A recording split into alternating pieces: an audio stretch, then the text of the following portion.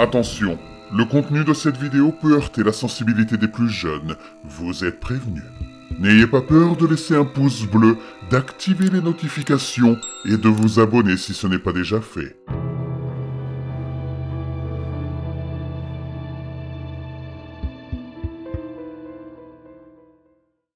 Une église maudite, un cadavre vivant et un massacre silencieux.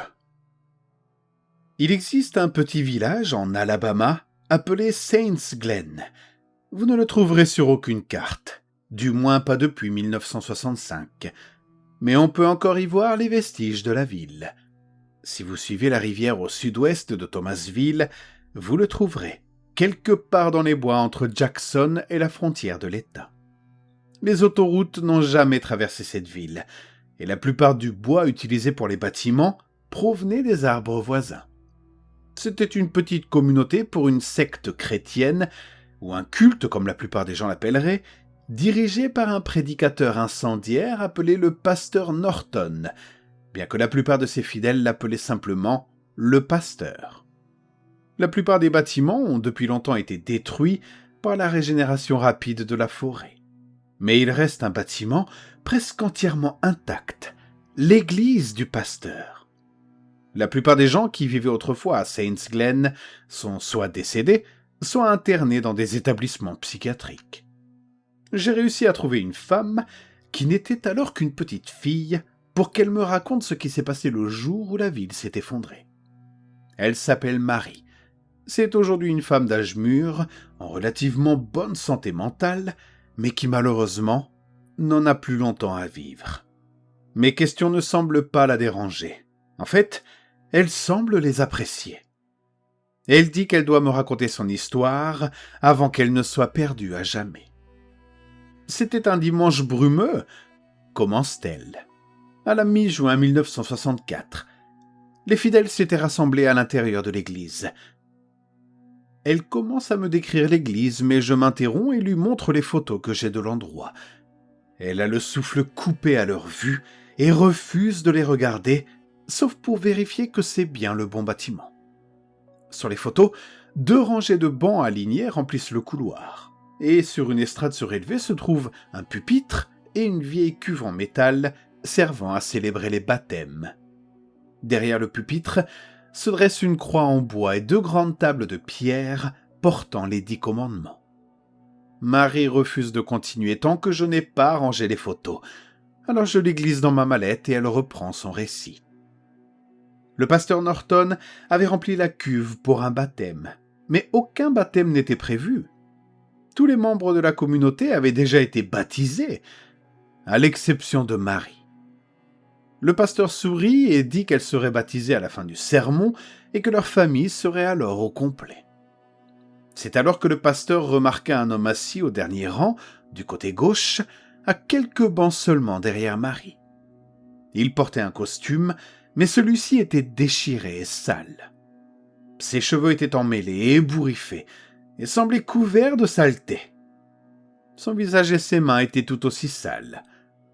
Le pasteur a regardé cet homme de haut et a crié « Tu n'as pas ta place ici tant que tu n'auras pas lavé cette saleté de ton corps et que tu ne te seras pas habillé de manière convenable aux yeux de notre grand Seigneur. » L'homme ne répondit rien, mais se leva et quitta la chapelle.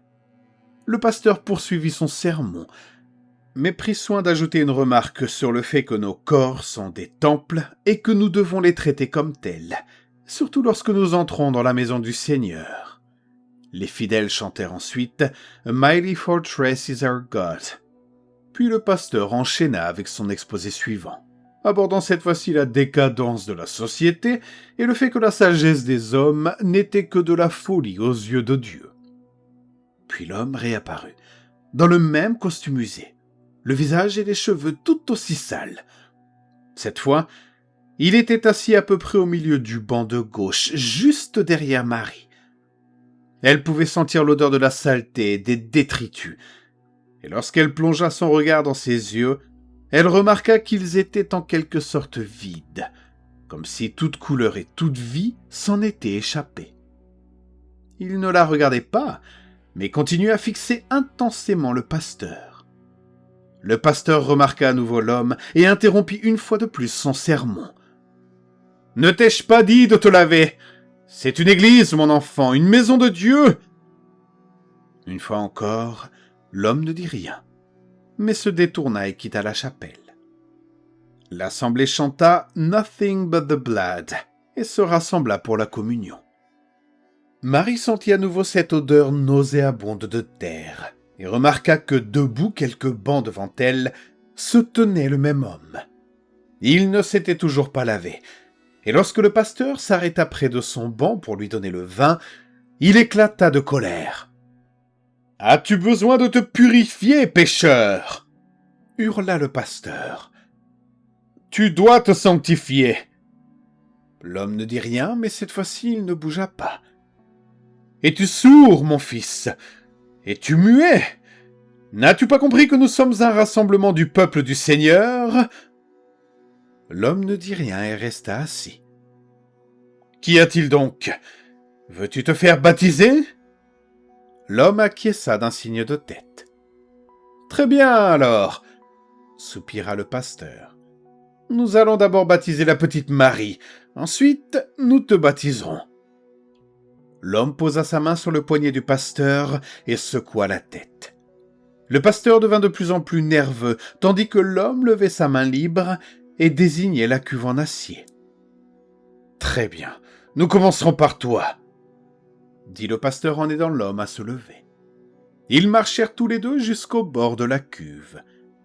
L'assemblée se mit à chanter « Amazing Grace », tandis que la cuve se remplissait d'eau à l'aide d'un tuyau d'arrosage. L'homme entra dans la cuve et prit la main du pasteur. « Acceptez-vous Jésus comme votre Seigneur et Sauveur ?» cria le pasteur. L'homme acquiesça. « Acceptez-vous ses commandements ?»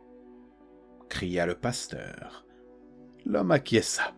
« Ressentez-vous le poids de votre péché ?» cria le pasteur. Puis l'homme répondit d'une voix rauque et creuse. « Et vous ?» D'un geste rapide, il attrapa le pasteur par le col et le précipita dans la cuve. Quelques fidèles se précipitèrent pour venir en aide à leur chef, mais lorsqu'ils atteignirent l'estrade et regardèrent dans la cuve, il n'y avait plus que de l'eau. À ce moment-là de son récit, Marie s'interrompt et jette un regard nerveux autour d'elle. Elle explique qu'après la visite de cet homme ce dimanche-là, certains fidèles se sont introduits par effraction chez le pasteur. Ils y ont trouvé une paire de bottes et un manteau encore couverts de la même boue que celle qui recouvrait l'homme, ainsi qu'une pelle qui venait d'être utilisée. Ils ont également remarqué que le pare-choc de la voiture de l'homme était cabossé et couvert de sang, même s'il semblait qu'il avait essayé d'en nettoyer la majeure partie et qu'il avait caché sa voiture sous une bâche. Il ne fallut pas longtemps pour comprendre ce qui avait dû se passer. Lors d'un de ses trajets en ville pour acheter des provisions, le pasteur avait dû renverser un voyageur sur la route. Plutôt que de faire appel à la police, il avait simplement pris l'initiative d'enterrer l'homme dans les bois et il avait essayé de faire comme si de rien n'était. Au vu des preuves matérielles, l'incident devait s'être produit quelques jours auparavant. À ce moment-là, les habitants n'eurent d'autre choix que d'appeler la police. Ils retrouvèrent le corps de l'homme après plusieurs jours de recherche. Il portait le même costume et avait les mêmes yeux vides et sans vie que l'homme qui leur avait rendu visite ce dimanche-là, mais son corps était trempé. Après cet événement, la ville a commencé à se désagréger, et tous les membres de l'église du pasteur ont commencé à disparaître les uns après les autres. Quelques-uns sont morts pendant leur déménagement, et d'autres ont été retrouvés dans les bois quelques semaines plus tard. Ceux qui ont survécu étaient désormais complètement fous, à l'exception de Marie. Elle est convaincue que c'est parce qu'elle n'a pas été baptisée qu'elle a été épargnée par la malédiction. Nous mettons fin à notre visite.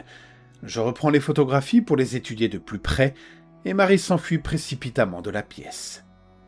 J'étudie la photo de la cuve utilisée pour le baptême, et quelque chose attire mon attention.